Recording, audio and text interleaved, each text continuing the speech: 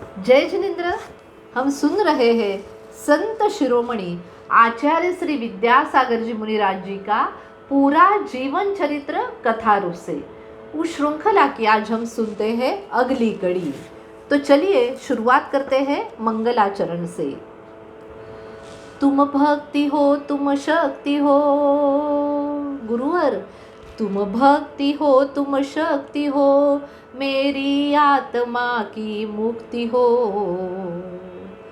तुम भक्ति हो तुम शक्ति हो, मेरी आत्मा की मुक्ति हो। तुम हो जहाँ हम हैं वहाँ, तुम हो जहाँ हम हैं वहाँ, तुम दूर मुझसे हो कहाँ।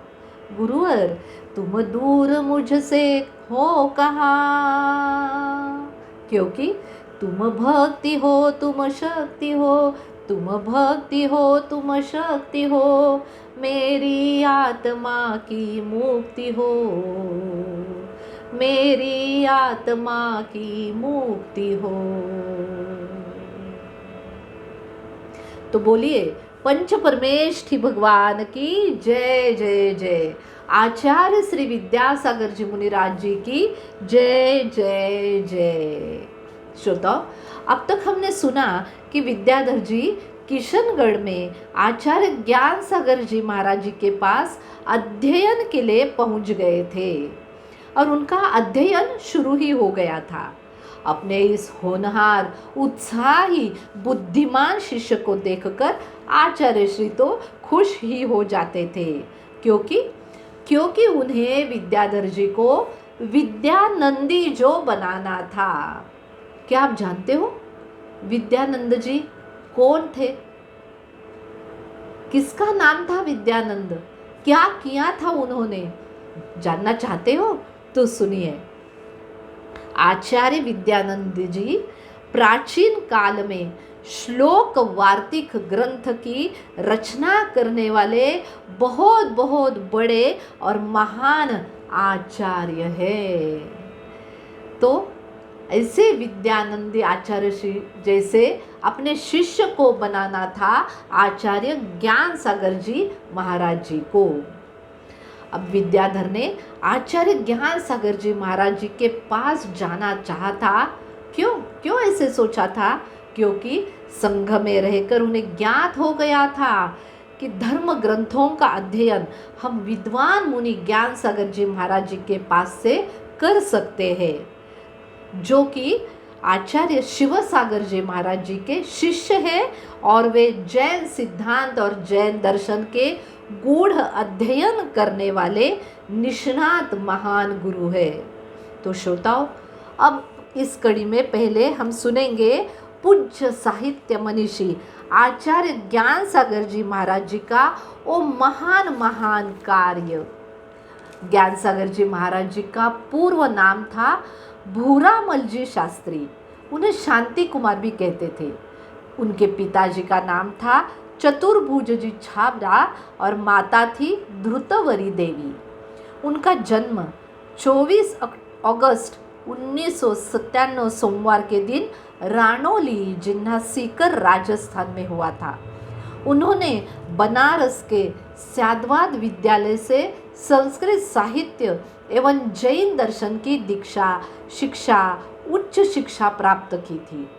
उन्होंने परीक्षार्थी न बनकर अहोरात्र ग्रंथों का अध्ययन किया था। जैन न्याय, व्याकरण, जैन वाङ्मय में काव्य साहित्य के जैनाचार्य विरचित ग्रंथों का अध्ययन किया था और घर लौटकर व्यवसाय भी किया।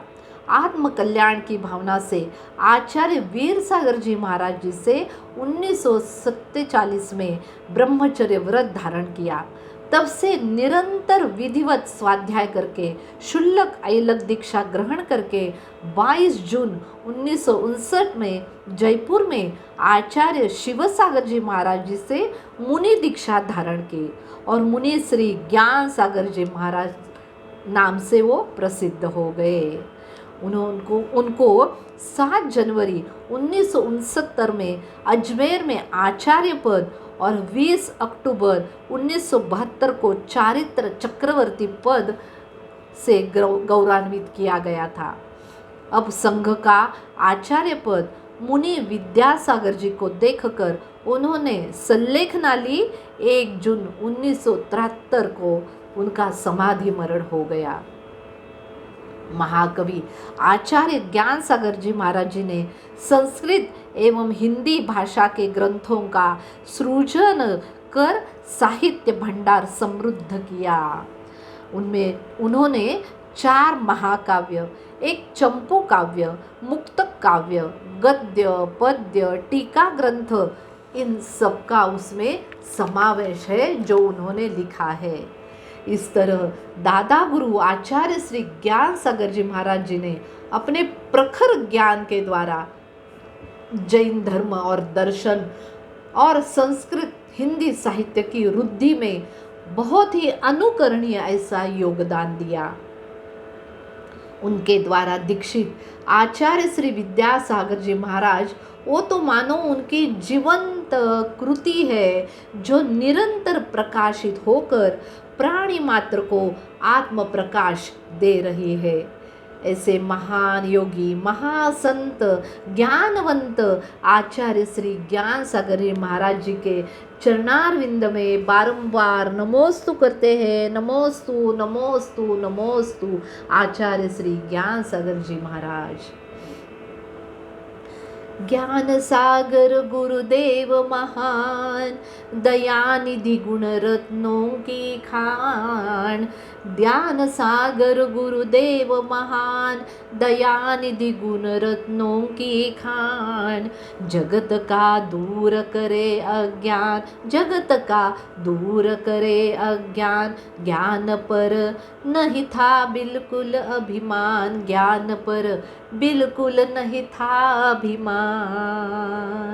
ऐसे परम गुरु दादा गुरु ज्ञान सागर जी महाराज जी की जय जय जय। उन्होंने तो परख हीरे को परख लिए आचार्य ज्ञान सागर, फिर ऐसा तराश दिया बन गए विद्या सागर। छोटा मोह बात बड़ी, महिमा कैसे गाऊं मैं, महिमा कैसे गाऊं।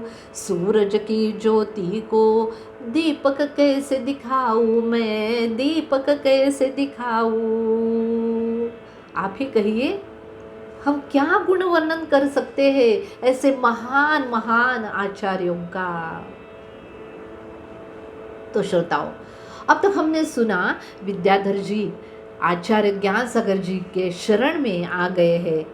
तो आचार्य श्री जी का अल्प शब्दों में गुणगान करके हमने अपने वाणी को पवित्र ही कर दिया। विद्याधर जी का स्वाध्याय अध्ययन के प्रति जो लगाव था ना, वो देखकर गुरुवर तो प्रसन्न हो गए। वे उन्हें अब पढ़ाने लगे, थोड़ा अधिक थोड़ा ऐसा समय निकालकर 4 घंटों से 8 घंटों तक वो उन्हें अपना समय देने लगे। पंडित महेंद्र कुमार शास्त्री भी विद्याधर जी को पढ़ाने लगे। शास्त्री जी ने आगे बढ़कर मुनि दीक्षा धारण की और वे बने मुनि समता सागर जी महाराज। अब ग्रंथ पर ग्रंथ पूरे होने लगे। एक पाठ पूर्ण होने पर अगला पाठ शुरू हो जाता था। अत्यंत बुद्धिमान कुशाग्र विद्याधर जी ने आचार्य श्री तो उनसे इतने प्रभावित हुए कि उन्होंने संपूर्ण अध्यात्म साहित्य ज्ञान नित्य नवीन विद्याएं उन पर अर्जित करने की शुरुआत ही की। साधना, आराधना, चिंतन, मनन, व्रत, उपवास, गुरु भक्ति, गुरु सेवा, इतने दिन कैसे ढल जाता समझ में ही नहीं आता था विद्याधर जी को। एक दिन की बात सुनते हैं, दशलक्षण पर्व आ गया था। गुरु और शिष्य दोनों भी मंदिर जी में बैठे थे। अचानक गुरु और आचार्य श्री ज्ञान सागर जी महाराज जी ने विद्याधर जी को कहा, सुनिए, अब आप तत्वार्थ सूत्र पढ़ाओ। तो अब गुरु को लगा विद्याधर जी उठेंगे, जिनवाणी लेंगे और फिर शुरू होगा तत्वार्थ सूत्र। लेकिन नहीं, विद्याधर जी को तो पूरे सूत्र याद ही थे ना। उन्होंने वही बैठकर तत्वार्थ सूत्र का पाठ शुरू किया। वो लगातार शुरू हो गया। तत्वार्थ सूत्र सुनकर प्रसन्न प्रसन्न हो गए दादा गुरु, भक्त और वहाँ के सब श्रावक। इस घटना से क्या हुआ मालूम है? विद्याधर की यात्रा बिंदु से सागर की ओर और आचार्य ज्ञान सागर जी का मन समुद्र से बिंदु की ओर निकल पड़ा। अब बिंदु सिंधु में और सिंधु बिंदु में समेटने लगे। अरे कितना सुंदर वर्णन यहाँ किया है, सुनकर बहुत ही अच्छा लग रहा है हम सबको। वैसे तो शिष्य विद्याधर जी का मन सदैव व्याकुल रहता था। उनकी आत्मा के अनुगुंज कहती थी, मुझे पढ़ना है, मुझे और पढ़ना है, मुझे और पढ़ना है, मुझे साहित्य जानना है, उसका वैभव पहचानना है, व्याकरण के आधार बिंदु, संस्कृत भाषा, अपभ्रंश बोली भाषा जानना है, आत्मविकास करना है, ज्ञान गंगा धारण करके चरित्र समुद्र पार करना है। गुरु आज्ञा पर चलकर यह सब मैं करना चाहता हूँ। अरे शिष्य का मंतव्य गुरु को समझ में आ रहा था। गुरुवर की बात, एक दिन की बात सुनो। गुरुवर को बात की बीमारी थी। अत्यंत उष्ण राजस्थान का वो वातावरण, मौसम की वो तपन उनकी गठिया बात का जोर बढ़ा रही थी। खुली हवा में तो वो जा ही नहीं सकते थे। वो नहीं जा सकते तो शिष्य विद्याधर जी वो तो कैसे जाएगा? वो भी गर्म कक्ष में ही उनके साथ दिन रात रहता था। शिष्य का वो सेवा, आदर, श्रम, लगन, विनम्रता, निष्ठा, ये सब गुरुवर देखते थे और कहते थे, अरे विद्या, तू तो वैद्य बनकर ही मेरे जीवन में आया है, मेरी वैयावृत्ति तू कर रहा है। एक दिन क्या हुआ? गुरुवर के गले में बहुत ही दर्द होने लगा। शिष्य ने जाने कैसे वो जान लिया और फिर उसकी स्निग्ध उंगलियां सहलाने लगी अपने गुरुवर का गला। और सुनिए, कुछ ही क्षणों में गुरुवर का वो दर्द, गले का दर्द खत्म हो गया। जाने कैसे जादू है इस शिष्य के हाथ में, गुरुवर सोचने लगे। एक दिन वैयावृत्ति करने वाले शिष्य के नेत्रों में गुरुवर ने देखा और समझ लिया, उसकी यह नेत्रों में मोतियों के दानों जैसे मोतियों में देखा उन्होंने कि ये तो जिनवाणी माता के चरणों में अर्घ्य की तरह चढ़ जाने के लिए आकुल है, व्याकुल है। तो उन्होंने झट से क्या किया? समीप ही रखा हुआ ग्रंथ उठाया और बोले, विद्या, आओ इधर बैठो, मैं अब आपको पढ़ाना चाहता हूँ। उसके हाथ में ग्रंथ थाम लिया उन्होंने। तो विद्याधर जी ने ग्रंथ का नाम पढ़ा। क्या लिखा था ग्रंथ पर? अरे लिखा था सर्वार्थ सिद्धि, आचार्य पूज्यपाद स्वामी का वो महान ग्रंथ। मस्तक पर धरकर प्रणाम करके अब शुरू हो गया अध्ययन, पढ़ाना और पढ़ना, पढ़ाना और पढ़ना। सर्वार्थ सिद्धि ग्रंथ तत्वार्थ सूत्र ग्रंथ पर लिखी गई टीका है जो आचार्य पूज्यपाद स्वामी ने लिखी है, जिसमें 10 अध्याय हैं। कुछ ही दिनों बाद गुरुवर ने जैनाचार्य की महान रचना कातंत्र रूपमाला पढ़ा दी। मालूम है आपको, जो ग्रंथ बाकी विद्यार्थियों को 1 से 2 वर्ष तक सीखने के लिए लगते थे, वो विद्याधर जी ने 6 माह में पूरा कर दिया।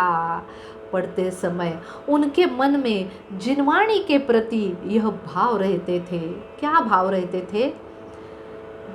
चरणों में आ पड़ा हूँ हे द्वादशांग वाणी, मस्तक झुका रहा हूँ हे द्वादशांग वाणी।